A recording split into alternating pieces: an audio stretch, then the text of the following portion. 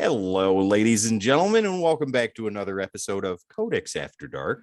Sit by the fire, pull up a chair, get a blanket and some warm Mountain Dew and stale Cheetos, and enjoy the conversation and the comic books that we are about to show you. My name is Tim. This wonderful guy over here to the side of me is Jamie, and down below is the sci-fi swordsman himself, Tone Supa. How you guys doing today?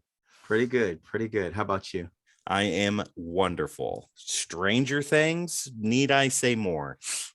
You shall. More. For everybody's spoiling purposes, we're just having an episode on Stranger Things where Tim's going to talk about it the entire show. And then Tone and I will talk about Star Trek. And Jamie, you can ask all the questions you want. I'll just watch on Twitch and then we will take this conversation to Starfleet Academy and give you education. Get you into a uniform. We will get you into a uniform. We will get you with a red shirt. Ooh, I don't want to die. Well, if it's Next Generation, you won't. You have to be in the gold one for that. Just understand that the job comes with great promotion potential. Sounds like every job I've had so far until I moved up here. What happened to Steve today, guys? Well, he went on an away mission, and you know what happens after that. But he's wearing a blue shirt. A friend of mine and I used to tell a joke. Hey, Benson, if you're watching, back in the Army, where we say if you were working on the Enterprise, you would literally have to beam me. You would have to catch me. I would never go on an away mission. You have to catch me when I'm walking to 10 forward to get drinks with Whoopi. Right. You have to beam me straight from the hallway to the planet surface. Right. I'm going to get these drinks with Whoopi. Right. Oh, wait. No. I'm on planet hell. All right. Gentlemen, if you don't mind, since I got one book today, I'm going to go ahead and show that, get that out of the way. Jamie, you've got 3. Yeah, I've got 3 that I'm working on. Okay. That I want to show. Tone, we'll save the best for last because you've got a larger stack and we'll just let you go to town.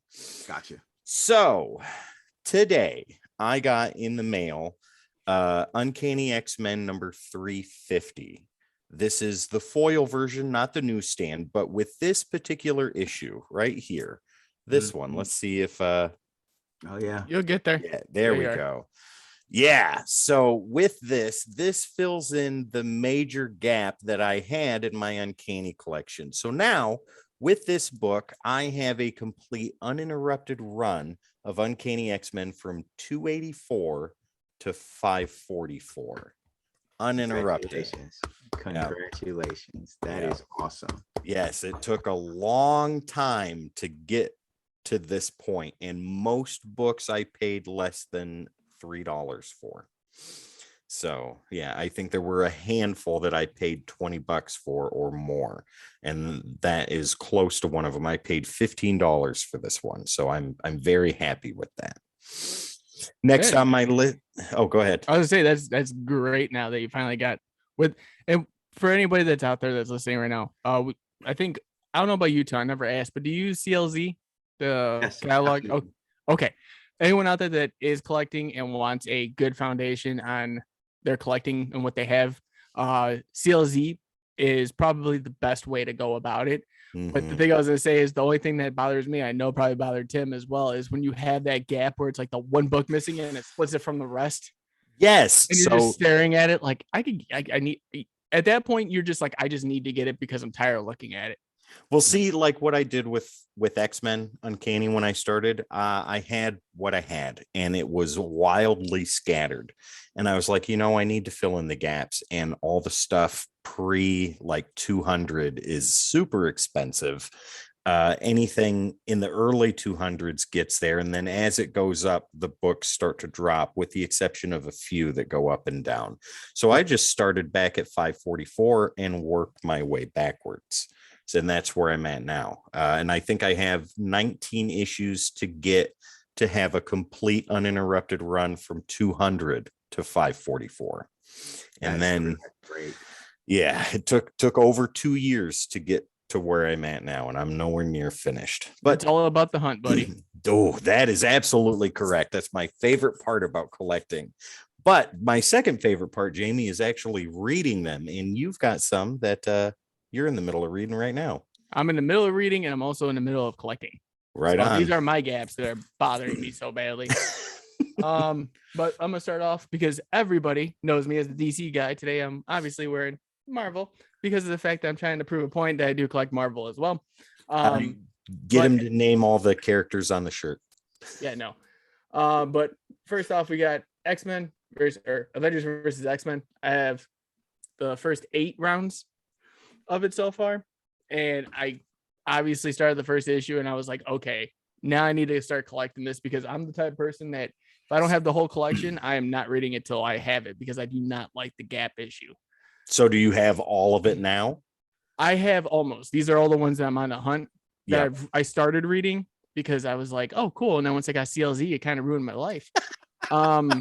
In the effort of collecting, and I'm like, hey, you know, I should wait till the end and I got it all. Then I'll read it as a collective because I'm one of those type of people that once I have it all and I can sit down and read it fully, I can get a better experience than, hey, I got the issue 8 and then now I got to wait till get, you know, that through 12. Yeah. And it might be a month, it might be a year. And I don't want to have to keep going back and forth trying to pull these out of boxes every 6 seconds, you know, like, oh, look, I got it. I like to say CLZ has the opposite effect. I mean, I normally come across that gap a different way. I'm sitting there feeling smug, like everything's in order. Life is great. Oh, that you get that too. And then I look at CLZ and it's like you're missing issue 7 and 9. Fuck the what? Right? Yeah. No, I'm not. Exactly. And I go dive in my box like, I am. And so, yeah, that's normally how it happens with me in CLZ. Yeah, wow. And that's how it happens. Like too, most of the time, it's like, oh, like with my new 52, because I'm getting the whole thing. I'm like, oh, well, I have all these issues, and it's like, why am I? No, I'm missing one. Okay, time to go to my comic shop and kind of see if I can get that off there, or if I can find it at my local comic shop.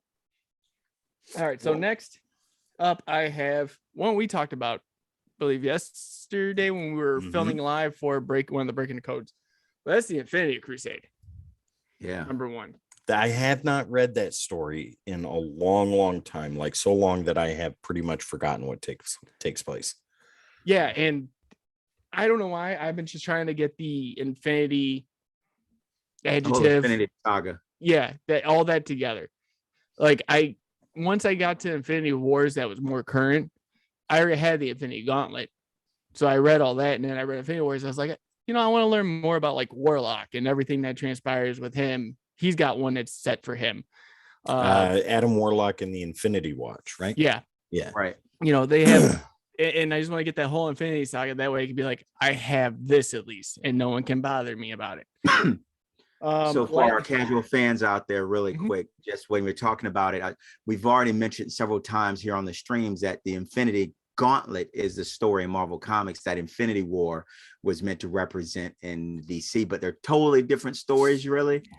Even though they both involve the Infinity Gauntlet. And what happens at the end of the Infinity Gauntlet is a being named Adam Warlock. He's the one who gets the gauntlet and gets the gems, and he's going to manage it for the universe. And so what happens, so he's dispassionate, right? Because he wants to manage, he's a god now with the Infinity Gauntlet. He wants to manage everything well. That's the story of the comic book Adam Warlock and the Infinity Watch, right? And so he removes all good and evil from himself, so he'll be a being of complete logic. The Infinity Gauntlet then has a follow-up, and that is called the Infinity War, where the evil aspect of Adam Warlock, named the Magus, is now seeking the Infinity Stones. And then the Infinity Crusade, the good part of Adam Warlock, is now seeking the Infinity Stones, or versions of them. I'll let you read the story and check that out, but that's what Jamie's digging into now. Yes. And it's, trust me, I'm more than excited to keep going with it. I have like issues 1 and 2 of every single Infinity, and it's just bothering me because I need the rest.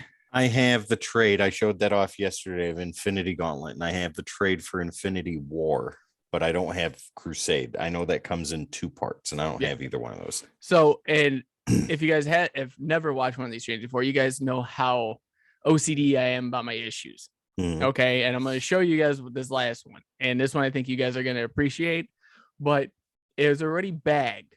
It came in the same bag that it originally came in.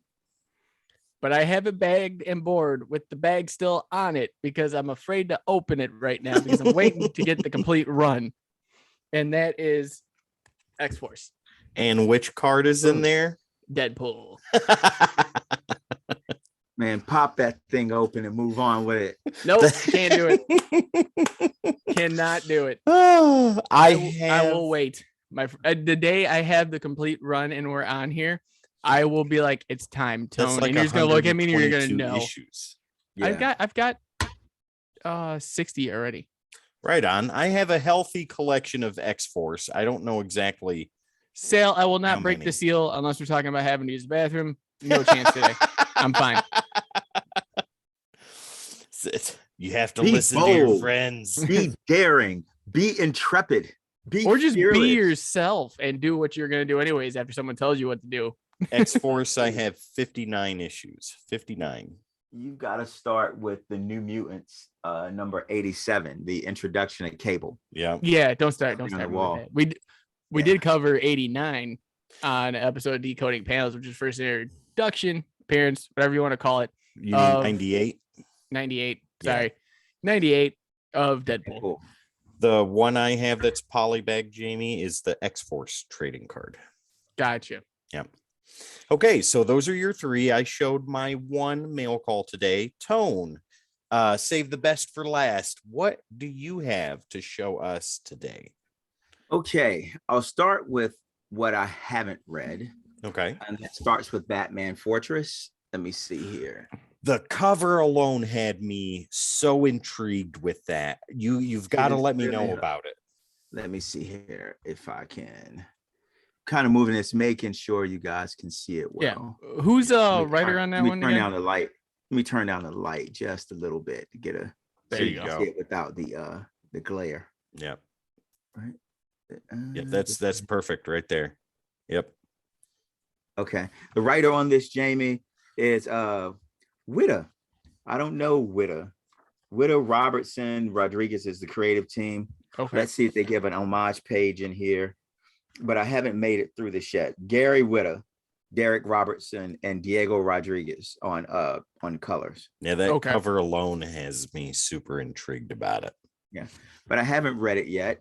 For my next DC book was DC Vampires Hunters. Mm-hmm. Ooh, one shot. Yep. I'm picking that up. Yeah. Is that Damien? Yeah, and I've heard and seen nothing but 5 out of 5 reviews for that book. Wow. Yeah, this book, you really see the relationship between Damian and Alfred. Needless to say, it's DC versus vampires. And if you're reading the main book, then you already know. No spoilers. If you don't want a spoiler and you haven't read all the main book, then I'll give you a countdown. 5, 4, 3, 2, 1. Simply put, Damien in the main book was turned into a vampire, and but he's maintaining himself. He hasn't gone to the side of the vampires, and he's going after the Lord of the Vampires himself. And it's what starts off as just a regular vampire hunting story ends up being a relatively personal story between Alfred, Damien, and Dick. And so nice. I really enjoyed it. Didn't do what I thought it was going to do. And that was a great thing. So let's see my next book. I'm switching over to Marvel now. Devil's Reign Omega. Okay. I've heard about that too. I haven't picked it up yet, but that's on my list. Some good development here with is that Zdarsky? What's that? Yes, it is. Still Chip Zdarsky. Nice. Right. Writing. With some development, some takeaways, really closing out what happened in the Devil's Reign event that took place in Marvel. And if you haven't read it, no spoiler. I'm just going to leave it there. While the book as a total really just I can't say it's a must read, but in the context of it flows or it's so good or it's so passionate, what the book does is kind of set several markers for things to pay attention to going forward.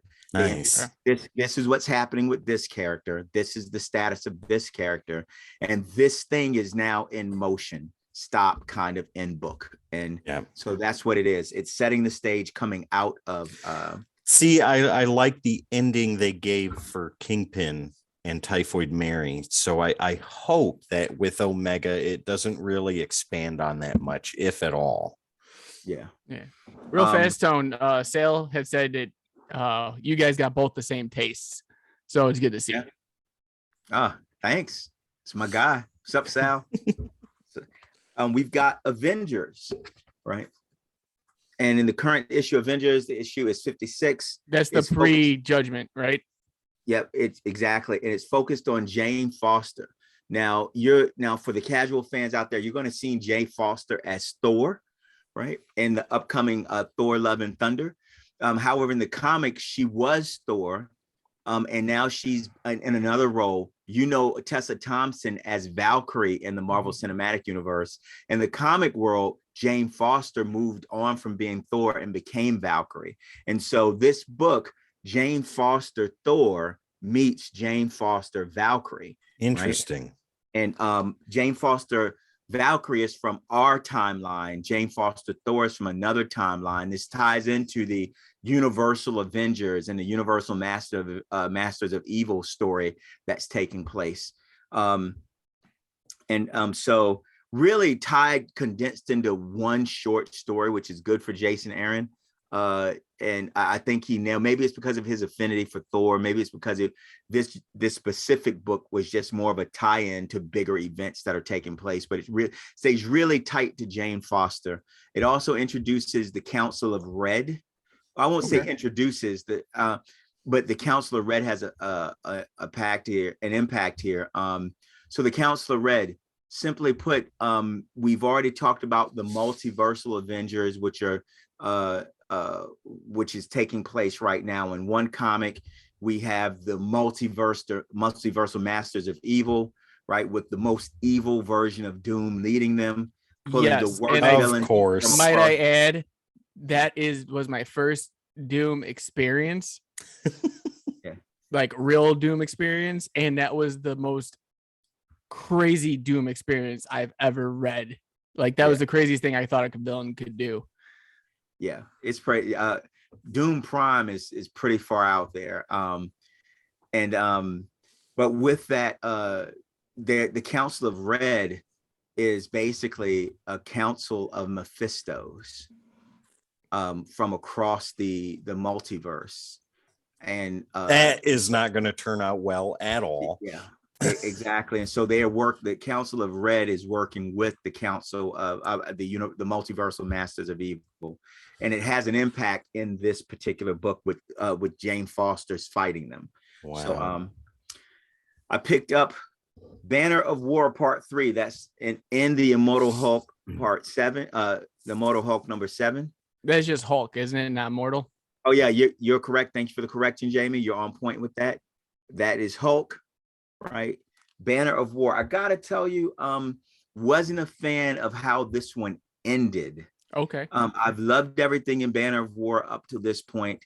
I wanted to see the note finally, after all these years, the heavyweight showdown of the Marvel Universe, no holds bar, Hulk versus Thor, straight up. That's what this was marketed as. And Donnie Cates has given us a great story. I have not been disappointed at all up until the final frame of this book. And the final frame, is there anybody who hasn't read it yet? Anyone who doesn't know? I don't mind being spoiled though, so go ahead. All right, I know it's just I haven't read it, but I'll still listen. I'd take spoilers. Okay. So bottom line is that in the final frame of this book, there's a new gamma explosion, and Thor ends up hulked out, right? And now for the story, that may make perfect sense. But for me, who was just here for the final SmackDown, the penultimate SmackDown between Hulk and Thor, I didn't want to see power mixing. I didn't need the story going on around it. I just wanted to see Hammer and Muscle go at it, Right. And so Donnie Cates is telling a bigger story there. I got it. But seeing a hulked out Thor, I was kind of like, oh man, I didn't want to see that, because now there's going to be Thor having to get control of himself, and really then it's going to be Hulk fighting a Hulk version of Thor, and I was like, right. I wonder what they're gonna name him, because you can't go with Hulk and Thor, because if you take the two letter, yeah. For me, what happens, it was almost like and the way that last panel made me feel It was almost like I was watching a professional wrestling match, and my the two heavy hitters are going at it. WrestleMania. And then someone slides under the ropes and gets involved in the match. That's what it felt like. Right. So I'm not like I'm going to stop buying. I'm going to see where this goes in the end. My next book for this week was The Punisher. How is that currently? Is it good? I am loving The Punisher right now. This is Punisher number 3. They continue to give more insight into Frank as a child. Yeah. Right? And things have not, things for a long time, well before he was ever a Marine or ever married, things were not good in the life of Frank Castle. And you see murderous intent rise in Frank Castle as a child, right? And so really the events that take place later in his life are more of triggers for him becoming the Punisher, but not for necessarily for him adjudicating justice or killing people, right? And so I'm loving everything that's going on. The connection to the hand, I'm not angry about. There was a lot of people that shot that book in the foot before it even hit shelves, and they refused to read it. But there's a smaller group of people, and I think you're included in that tone, where they're telling everybody else, just read it, just go through it, because it's so good right now. I haven't read it yet, not because I don't want to, but I just have so much other things on my pull list. But the more I hear about it, the more I'm just gonna be like, 3 issues in, I can get the other 2 at the store, and I'll just get into it.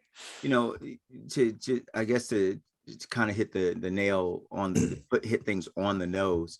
Marvel openly said because of the social implications of the skull, they were moving away from the skull as the Punisher logo. And a lot of classic fans, not just contemporary fans, but classic fans found that insulting, right? And they immediately bowed out of it. And so that doesn't mean that Marvel didn't tell a good story around that logo change. We know the strategic reason Marvel did it, whether you agree with that reason or don't agree with that reason. But now coming down into the story, is that story well written? Does it make sense for the character? And the way they've written it into the character, at least for right now, in these 3 issues, it makes perfect sense, right? Perfect. And so now moving on with my next book, it's one of my favorites. Number 11. Yep. Moon Knight number 11. This is the Rob Liefeld cover, which was shocking. Oh, look, I don't see his feet. Right. I didn't know it was the Liefeld cover until my guy at the comic shop. Hey, what's going on, Tyler?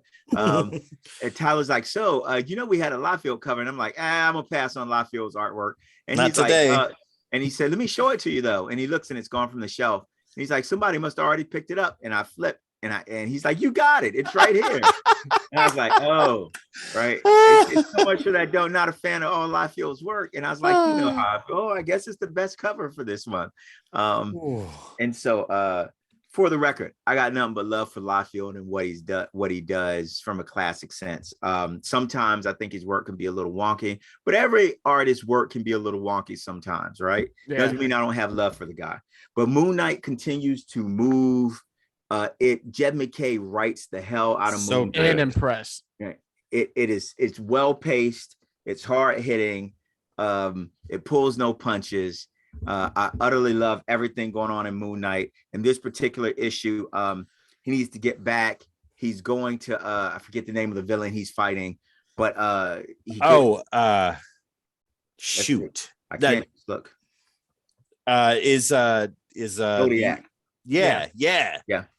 And he gets vic'd out by Zodiac. Zodiac's back at his place while he's somewhere else, and he has to.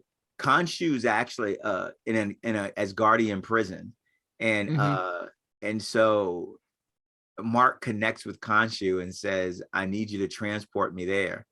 And Khonshu's like, because Mark hasn't really been in the service of Khonshu lately. He's been doing Moon Knight on his own, and so basically he just made himself subservient to Khonshu again. And Khonshu's like, there will be a cost, and Mark says there always is. And he says, but Khonshu's like, I'm in prison, and Mark's like, does that stop you? And Khonshu's like, no, it doesn't.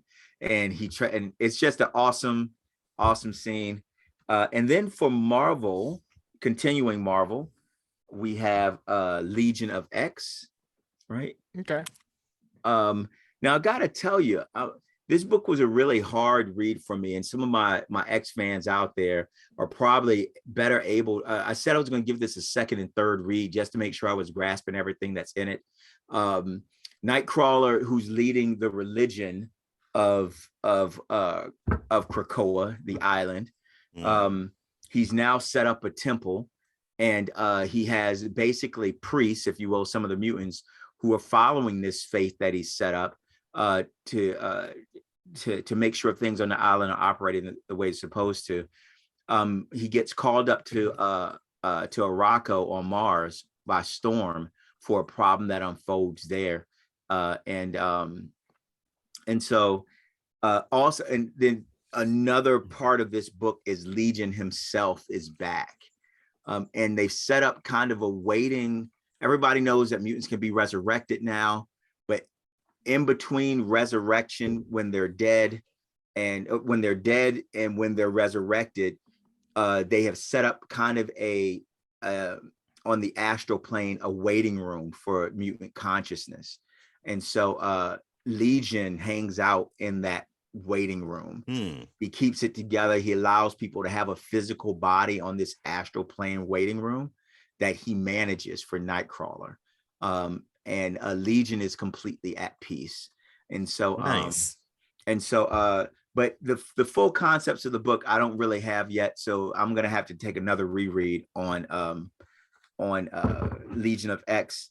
And then my last book was a couple of back issues, my last Marvel book for Alien.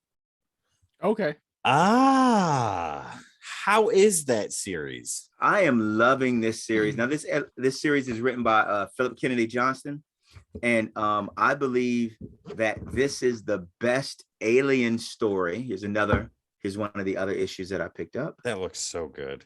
All right. I believe this is the best Alien story since Aliens.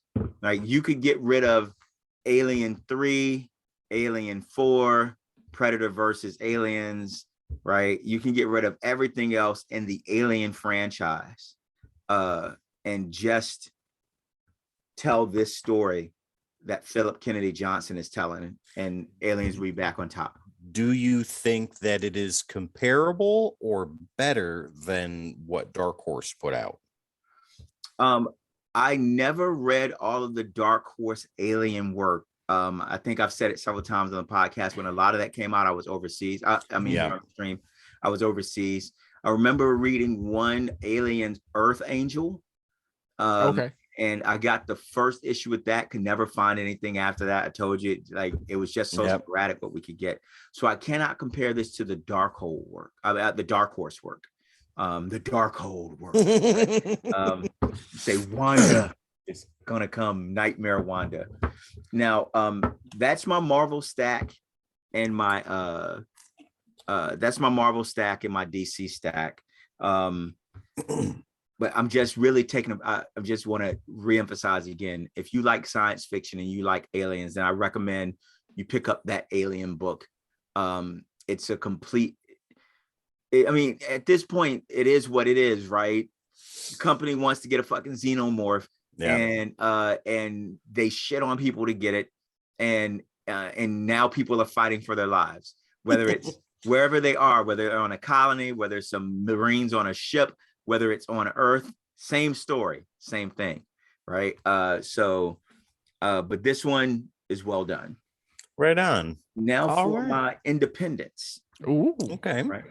So Something's Killing Children. We have Killadelphia. Oh, close enough. Right. Is that Image? Killadelphia is Image, yes. Ooh, okay. Right. And Rodney Barnes continues to write the living hell out of Philadelphia. One of the most unique horror books I have ever read. Right. And it continues to be unique. It's one of my must reads every single month. I pick up Killadelphia. What issue number is it at right now? It is at issue number 22. Ooh, okay. And the fundamental premise for those out here who don't know, basically, it follows a young man whose father died. His father was a cop. He didn't have a great relationship with his dad. His dad dies. He starts having nightmares. He thinks he's going crazy. He goes and exhumes his dad's body, and his dad's alive in his coffin.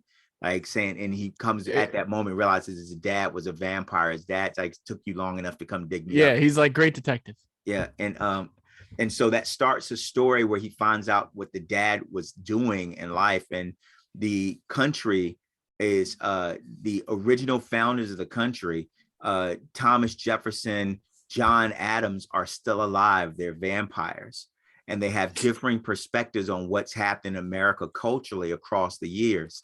And while John Adams is content to be a vampire but live in the backdrop, Thomas Jefferson wants to take America, make all of America vampires, and reassert American dominance as a vampire nation in the world. Right? Wow.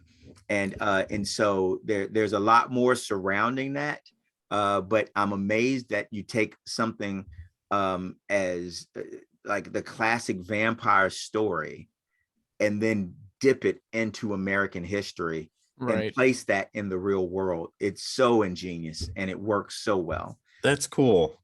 My next book is from Image, also Department of Truth. Right, still going strong. Yeah, always. And I'm going to save that because you've got a question later that we're going to talk about regarding that. Okay. So I'm going to set Department of Truth to the side. For anyone who doesn't know, it's just such a unique story. It can be a bit of a hard read at times, but I utterly love Department of Truth. I have the first volume over on my bookshelf. I picked up from Boom, The Hidden Planeswalkers, right? I'm a fan of Magic the Gathering, right? Shout out to Boom. I got to read, because being on the press list, we got to read that before, obviously, I think you did. Yep. And I didn't have number 1, right? So I haven't read, I picked up number 2. My local comic shop is grabbing me number 1. Nice. And so I'm not reading this until I get number 1. Right? Oh, come on, man. Take the venture. I must say, bro. Do it for the clan. I must say that what Boom is doing for Magic the Gathering comics is the best Magic comics that have ever hit store shelves. Yeah. What was done before with whatever company had them back in the day were good stories, but what Boom is doing right now is top notch. I can't wait. I dabbled in Magic. Steven, if you're out there, Steven's my friend who introduced me to Magic at Force. Mo, my other friend, is going to tear my head off because he tried to introduce me to Magic. Steven made me do it, and I didn't do it. And I never got tournament, never got comfortable playing with other people. Just me and Steven building decks and seeing what crazy wonky deck we could pull together with what mechanic and wow each other. What are your 2 colors that you use, or do you use more? Yeah, I am a hands down green, a ramp deck player. And with me, again, foreign languages. So real quick deviation, the colors of Magic. I'm not going to deviate. We could do that as a separate podcast. I do blue and white. I feel like that needs to be something you and Tim sit down with one night and just kind of shoot and talk about like impromptu after dark. It's pretty simple. Gathering. 5 colors of Magic, right? Black, white, blue, green, red. Yep. Each color has a different property. Yeah. Can I guess? White, life. Black, death. Green, earth. Yeah. Red, fire. Yeah. Blue, water. Yes, but it goes further into it than that. And air. we would need 6 hours to really sit down and talk about Magic the Gathering. Okay, so real fast, because now we're on this and my brain's not going to stop until I say this. When I was in college at the time, I talked to this kid, Carl, if you're out there, hey buddy. And he was a big Magic the Gathering player. And I was like, dude, Yu-Gi-Oh was my thing. Pokemon was my thing. After that, I fell off. And he's like, you ever play Magic? I was like, no. And so I bought some packs from Walmart by me. And I bought packs and I bought a booster set. or not booster set, but like the whole deck. It's like a starter deck. Yeah. And I came to school early. He said, let's meet up, blah, blah, blah. And he just looked at me. He's like, you really were lying or telling me the truth when you said you never played before, huh? And I was like, what do you mean? He goes, those are last series. And I went, what does that even mean? He goes, you have to play with the new series. And I'm like, what is the new series? Yeah. That is not. And he was like, he was like insane. Like he was like, I spend at least like $200 a month on these. I am a legacy player. Yeah, it's it's I love it. It's great. The deck I play is green, meaning it grows. Well, and green, every color has different mechanics in it, right? That's the best way to describe green. Yeah. It grows, it explodes. Real fast, guys. Sal's jumping off. He said, you guys have a great holiday and weekend. Sal, you too. Sal. You too. And I built decks that could grow at an insane pace. And by the time you get to turn 3, every turn you get to put out 1 card of magic so you can cast a 3 spell. Turn 1, you got 1 magic, right? You can cast a spell that costs 1. Turn 2, if you're lucky, you get 2 magic. If you by turn 3, you can cast a spell that has 3 magic, whether that's a spell or a monster or creature, right? By turn 3, if the right cards fell, I could already have 5 magic out, and I could cast a pretty powerful card quick. And so the problem with my friend Steven playing Steven is a black-blue player, right? Oh, bruiser deck. Death and blue is mine interrupts. He interrupts everything. Every spell canceled, every spell countered, every spell count. So you spend all of this magic trying to get this creature out, and he goes, oh man, I'm going to spend 1 little weenie and it cancels that spell. And you're like, fuck. Ladies and gentlemen, that is what is known as Mother May I.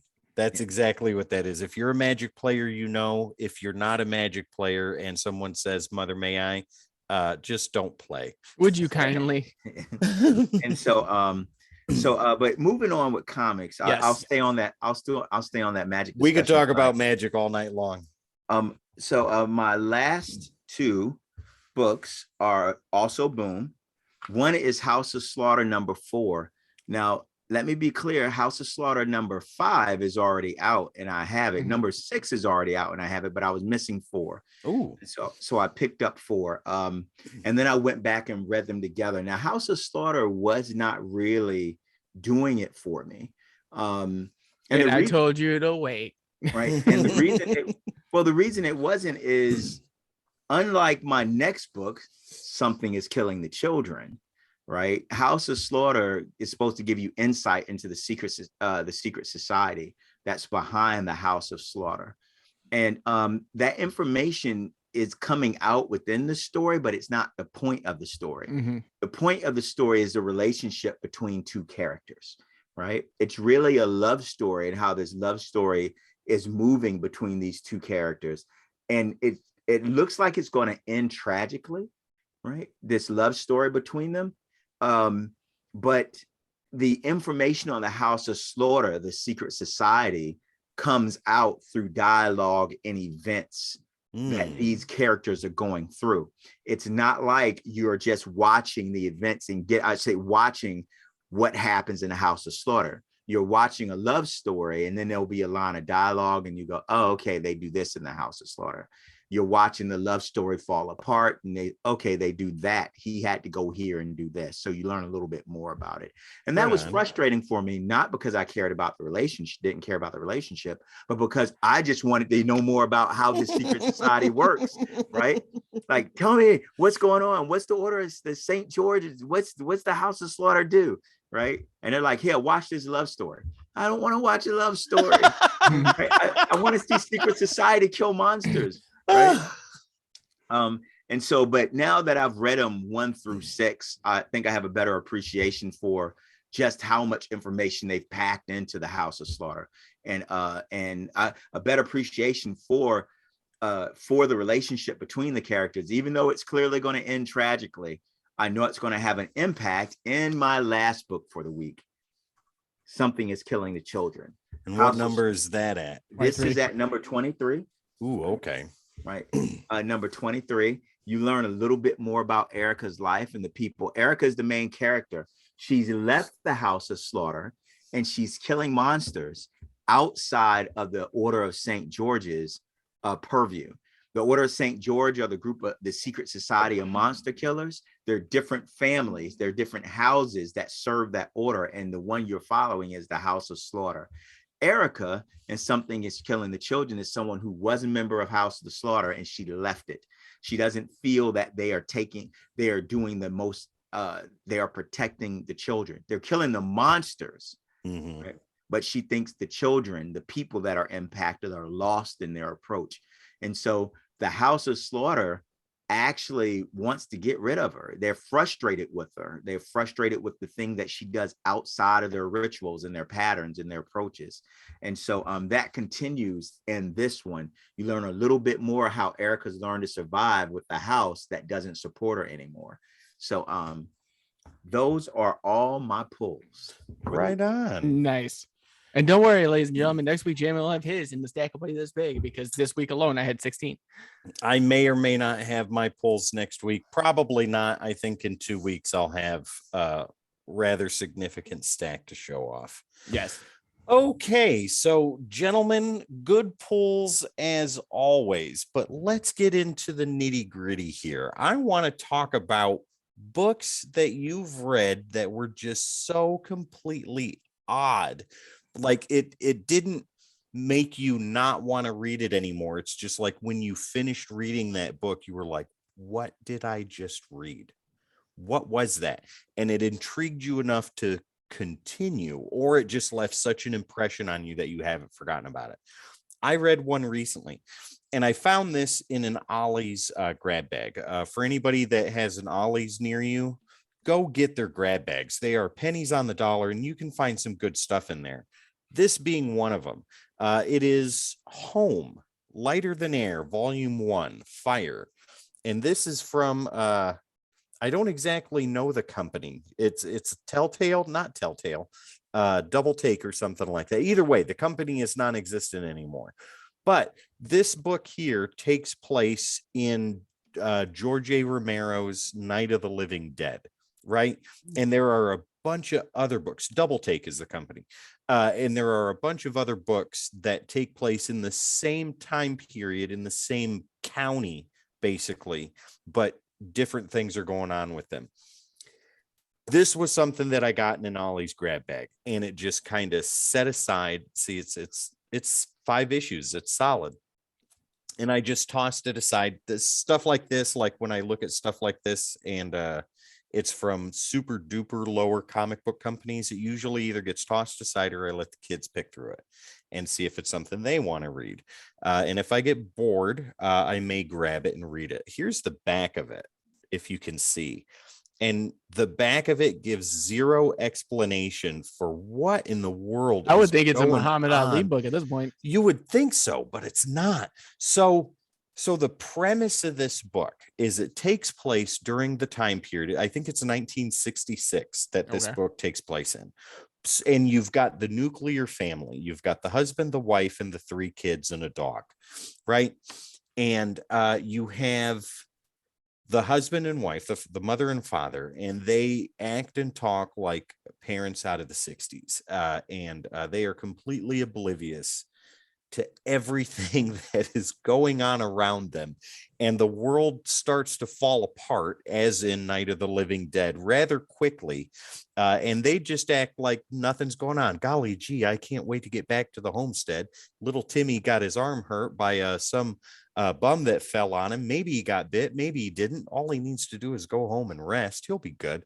So you've got that, and you've got their son that is just like them and completely oblivious to everything. You have the daughter.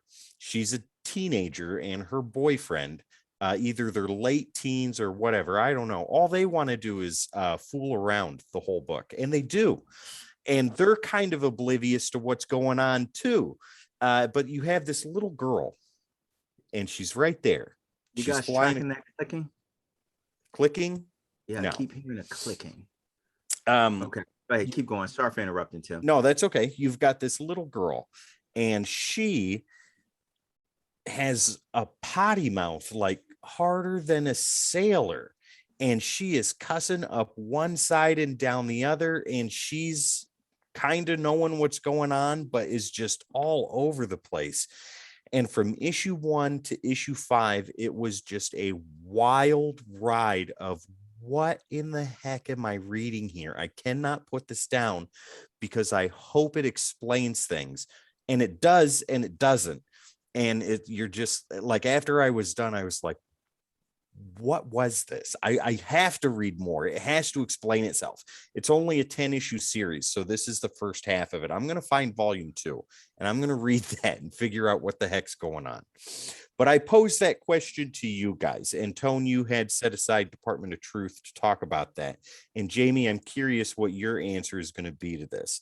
And I'd like to know what you have read that was just so odd that it stuck with you, or made you want to find out, like Home did for me, what the heck is going to happen next. And before I give the floor to you guys, I just want to add a footnote to that. As far as a recent book goes, Arkham City, The Order of the World is on that list too, of books that I've read that are just like, what in the world's going on? And Jamie Azrael is amazing in that. I'm 2 issues in. So I give it to you guys. Let me know your answers. Go for it, Tone. Your head, yours out. So, I mean, I could say freaking, if it was a Fut the What book, I could say Primordial, Okay. right? I spent 5 issues trying to figure that out to end And up then it with ended. what the hell? But the book I'm going to put in that category is Department of Truth. And you can already tell by the cover, it's pretty abstract, right? Mm-hmm. Department of Truth as a story. So for anyone, nobody's out there who is read, it's really written like a social political thriller. The fundamental premise that you come to find out very early on, you don't know what's going on, is that there's a guy and he kind of gets shanghaied. He gets approached by this government organization. It's like, we need your help. We have to stop something from happening. And you're the guy that we think can help us. We want to recruit you to help. And they're being very vague and opaque on what they need help with. And he ultimately ends up agreeing to interact with them and help them with whatever this situation is. But it seems to be very clandestine. Like he's not sure what's going on, what's happening. And you find out that there are people who believe the world is flat. And he's like, well, why does that make any difference? Why do you care? And they share with him, because the world will become flat. And it starts this story of where you find out that our reality only exists the way it does because we believe that's the way it exists. And if enough people believe something exists a different way, reality will change to fit that. So as long as someone believes the world is flat and it's fringe, but overwhelmingly people across the globe say it's not flat, it's round, the world continue to be round, right? But the moment enough people start to truly believe that the world could be flat, it reshapes reality. Reality starts to alter and the world can become flat, right? And so that fundamental premise influences everything in our lives, how we perceive the planet we live on, how we perceive our society we live in. How do we perceive the United States of America? As a country, how do we perceive our competitors in the world? And so you find out this guy is now come into contact with the Department of Truth. The Department of Truth is the government agency that shapes public opinion, perception, and knowledge to make sure our country stays intact the way it's supposed to, right?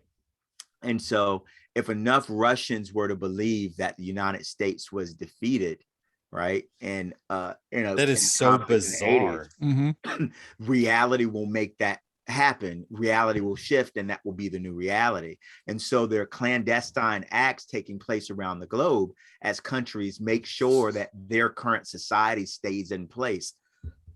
And so they're constantly feeding information into a society, right? And then constantly countering information that has been introduced into a society that has the potential to grow into something that could be more dangerous. And the book is weird, it's wonky, sometimes it's hard to read, sometimes it's confusing, but the concept just kept me reading issue after issue. You never know what you're going to read. And the main character of the book is following, there's a mass murderer out there called the Starman, and sometimes people think he really exists, and sometimes it's like they can't catch him and he doesn't exist. And you come to find out that the main character created the Starman when he was young. It was one of his nightmares. That you catch in the first 5 issues, right? That's correct. Yeah, that's right. Okay. That's correct. And so is the Starman real? Is he imaginary? But the more people that believe, as you have people out there who believe conspiracy theories, at what point does conspiracy theories start to infect popular understanding? And once it hits popular understanding, right, then what happens to reality? A being can come into existence that's dangerous, right? That is so crazy. Yeah. And so you're reading a book where they're trying to troubleshoot these things while introduce things that are going to counter other things, and reality, as they try to force reality, the United States of America as an institution and a government and as a society and a culture to stay the way it needs to exist. And it's melancholy, it's dark, it's drawn really the art to it fits it perfectly, but sometimes it forces you to stop and look and reread the dialogue. It's like that abstract art. Yes. Dialogue's very meaty. And a lot of times people shy away from meaty dialogue, but this book needs it. But I end up rereading it, trying to understand what I just read. So yeah, nice. Department of Truth is my book.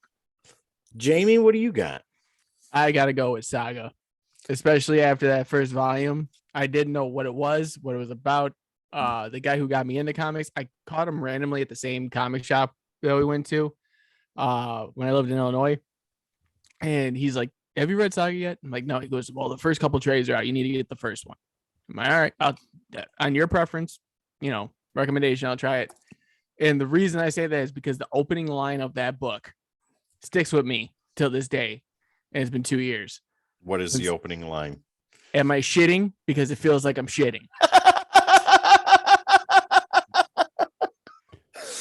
And I don't know why, but that line stuck with me. And for those who don't know who Saga is, it took a little bit of a hiatus for about, 2 years. Well, so yeah, it's been like 4 years. Dear God. But if you like, I'm gonna put it simply, if you like Battlestar Galactica, Romeo and Juliet, and Dungeons and Dragons, you're gonna like this book. And it's all mixed together. Yeah, it's like one big love child. Wow. So that's the oddest book you've ever read. The stuff that happens, I can't even talk about because it's kind of graphic in some instances. It's a very adult book. This is definitely like mature without a doubt. You can never make a movie based on it. But it's hard to explain. It's basically a love story between two people that aren't supposed to be in love. Mm-hmm. And they have a child, and the story is told by the child's recollection of the events that happened. Okay. And the way it goes by and what happens, and there's robots with TV heads, and there's spiders with 8 boobs. It's insane. But yeah, no, the book was just the oddest thing I've ever read. And then it didn't make me want to say no more to it. It made me want to be like, what happens next? Yeah, I have to stick with this. This is something I have to figure 58 out. 58 issues in, I'm still there. I've got the first trade over there, and I just haven't. Spiders with boobs. Why not? Yeah, it's. Kirkwood. I read the first issue, and that's it. Kirkwood, why not? Yeah. Well, okay. Dive into it head first, just like him.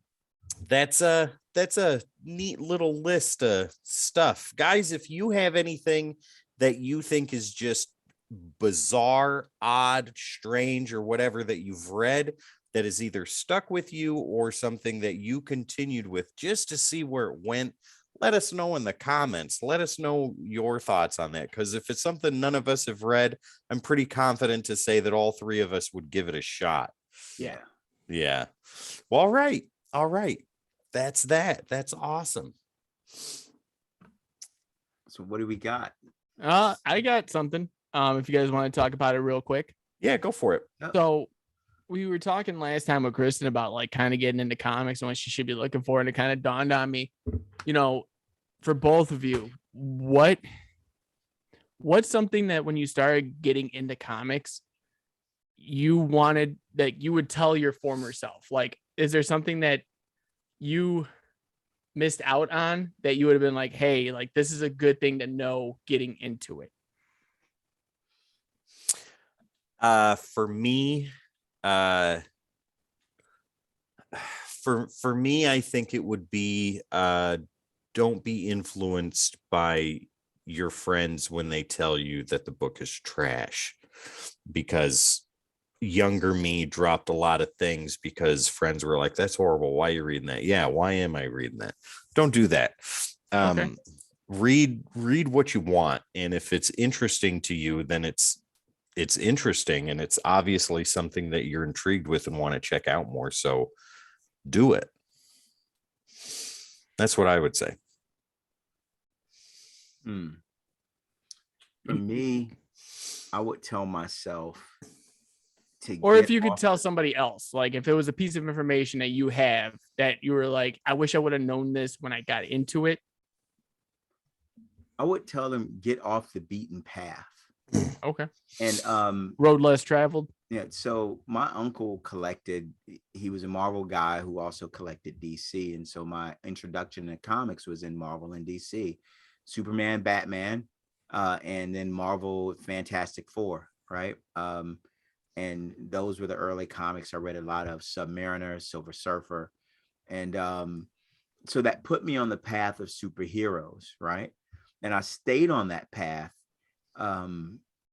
Dark Horse wasn't always around when I on the comic racks, and I'm talking old school, walk by newsstand and get comic books off the newsstand, right? Yeah. On off the front of the newsstand, or you walk into a 7-Eleven in the 80s with getting my big gulp, and then eventually my super big gulp, and grabbing comics off the bottom shelf, or going down to the bookstore and newsstand again.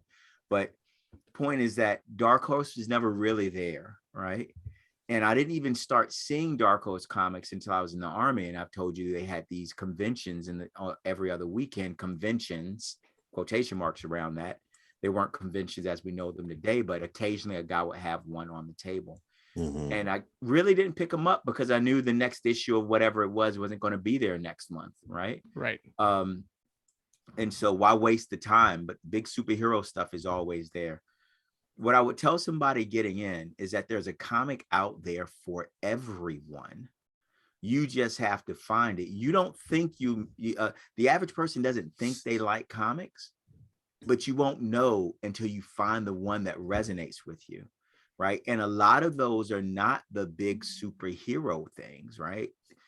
And now with companies like Image and with like Boom, with the great things that Boom's doing, IDW, on and on and on.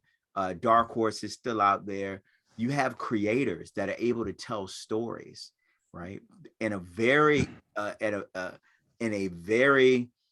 accessible format, right? Yeah. That you can get into and find something that you utterly love, you never knew you would love. So don't stay on the beaten path of the big superhero. Get out, find the independents, look at the independent comic created, and delve into what their creators are, because they are much more free than the people who are writing superheroes. So those weird stories, those quirky stories, steampunk, right? Those weird stories, those quirky stories, those dark stories that you would never see championed by a Disney or an AT&T. Which are the companies that own Marvel and DC. Or Discover. Licensed properties. Discover, yeah, they changed to Discover. Exactly.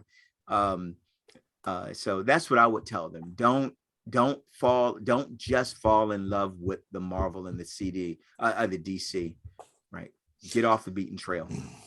No, I totally agree. And one of the things that I like kind of thought about the other day was, especially when I was collecting when I was younger, is not everything ties together.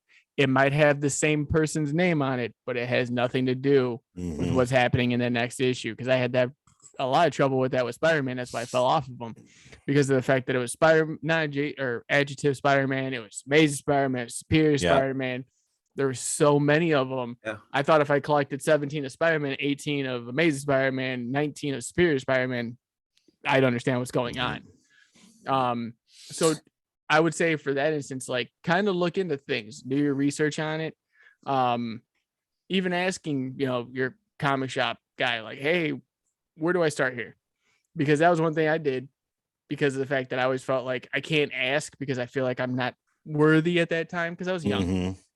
See, and that's the hardest thing too, is because you feel like you shouldn't be asking those questions. Like you're in the shop for a reason. And that is the time when you absolutely should. Yeah. Yeah. Agreed. No, and I mean, it fell into more of a, okay, now I understand that, because that's why I kind of fell more into DC on that aspect, because I didn't really have, 13 titles for one character. I had 130 issues for one character and one title alone. Yeah. Marvel really used to drive me buggy with the and Batman. Actually, DC started that with Batman also. There's this period of time, but both companies, I was buying from Marvel the X-Men and the Uncanny XMen and X Factor and XForce and Generation X. Right. No Excalibur. No, I stayed away from it. Right. Because he got to 6 and he's like, no more. And I'm like, that, and those were monthlies. And then Batman had it had Detective Comics and Batman. And then it had Shadow of the Bat. Yes. And it had Legends of Gotham. And then that was before, and there was another Batman title. Legends of the Dark Knight. Yeah, Legends of the Dark Knight. There you go. Thank you very much. Detective Batman, Shadow of the Bat, Legends of the Dark Knight. And there was another one. And so there were 5 dedicated Batman titles before you picked up Robin, right? Nightwing wasn't a book at that time, right? He was with the Titans. Yep. And I'm like, okay. But then Spider-Man did the same thing, right? And you had Spider-Man, Amazing Spider-Man, Spectacular Spider-Man, Web of Spider-Man, Peter Parker Spider-Man. And I'm like, I'm spending all of my money on 3 characters. And you just named about $17. Yep, exactly. And it was just, it was too much. And that's even when books were $1 and $1.25. Yep. And so when, that's why I say accessible, when you go to some of these, most of the independent companies, right? Hey man, it's, and oh yeah, really quick. That was before they started, and then they start the crazy variant covers, right? And so it's like you've got 5-6 Batman books that come out each month, right? And then on top of that, they're going to sell you another cover to that book, another 15 sometimes. Yep. And so, but you go to some of the independent companies, and they're going to tell you a short story, right? It's going to be 6 issues, 10 issues. Yeah, it's got a beginning, a middle, and an end. Yep. And you're going to love it. You're going to hate it. Yeah, you can pick it up at the shop, go home, grab some coffee, and just read, and love that space. Just be in that space. Well, like what you're talking about, Tone, with independent companies kind of sticking more in one linear story. House of Slaughter and Something is Killing the Children is a prime example of that.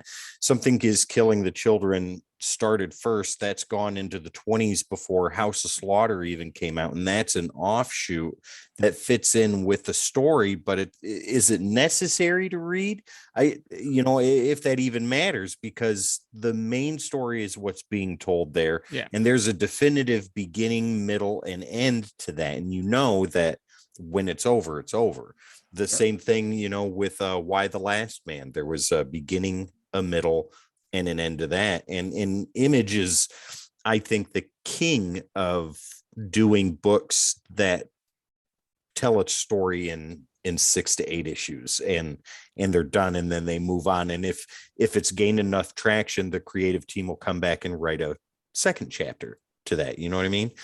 Mm-hmm. That's what you're talking about right there. And I really dig that, because as a new reader, that's a book that you can get into as a monthly and stay focused on that story. You can have your superhero stuff too, but if you want to get into something that you know is going to start, middle, and end, that's the perfect way to do it. And independents definitely do it the right way.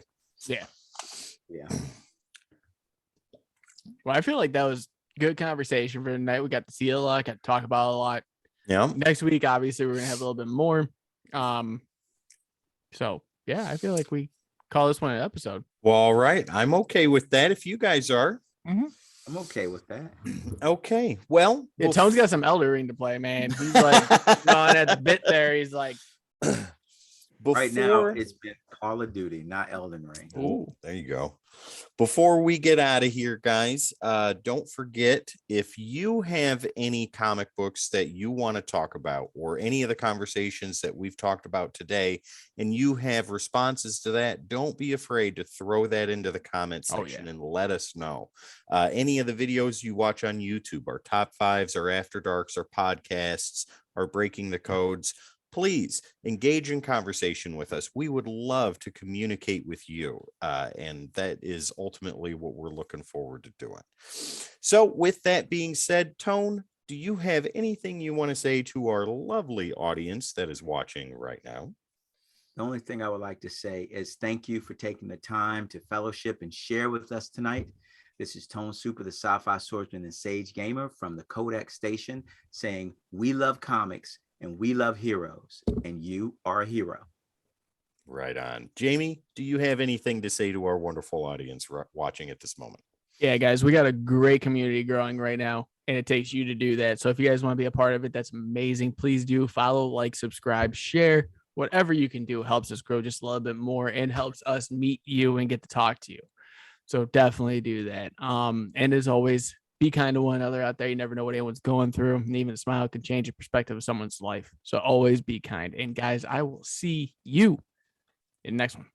Right on. Don't forget, guys, we are 9 away from the big 100 on YouTube. We need your help to do that. So tell your mom, tell your dad, tell your crazy uncle, tell your friends, tell everybody that they need to check out the Codex Station and get in on this excitement and conversation that we have going on a multiple point in the week basis. Also, here on Twitch, we are at the Fight for 50. We are at 31 right now. We need to get up to that big 50, and only you can help us do that. So by all means, by all means, hit the subscribe button, hit the follow, give us a thumbs up, light up the notification bell. Let us know that we're doing a good job so we can continue to do that for you. As always, guys, you can find us on all the socials: Facebook, Instagram, Twitter, Twitch, TikTok, YouTube, Discord. All you got to do is type in the Codex Station, and that is where you will find us. We are also on podcast streaming platforms, so you don't have to look at our beautiful faces, but you can listen to our soft and soothing voices, and we will put you to sleep. And at the end of the episode. That's right. At the end of the episode, when your eyes are heavy. Yes. Once again, all you got to do is type in the Codex Station, and there we are. Once again, my name is Tim. This wonderful guy over here is Jamie, and down below is the sci-fi swordsman himself, Tone Supa. This is Codex After Dark. We are the Codex Station, and we will see you next time. Holla.